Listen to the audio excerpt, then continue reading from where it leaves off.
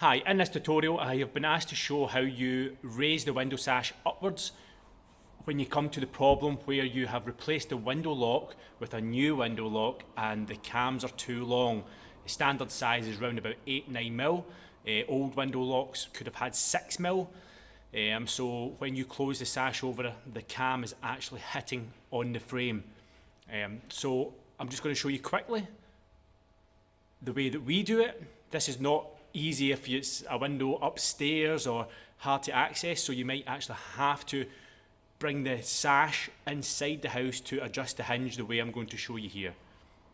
This will vary with different types of windows, but this is the one that we do the most of. So first of all, open up your window. You will see the hinge is attached to the side of the sash with 3 screws, could be 4 or 5, just depends on the hinge.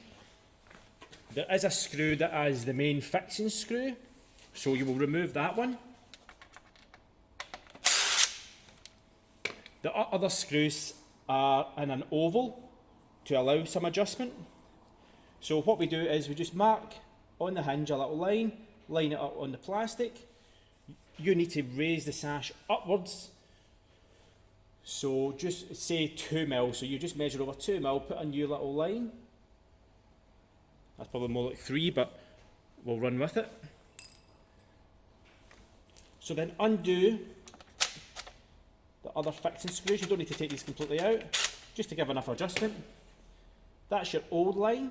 Move it over to your new line. Screw it in tight.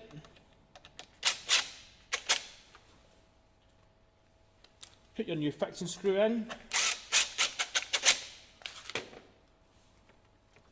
Close the window, and that should allow you to have the clearance for the new cam to lock in. Thanks for watching.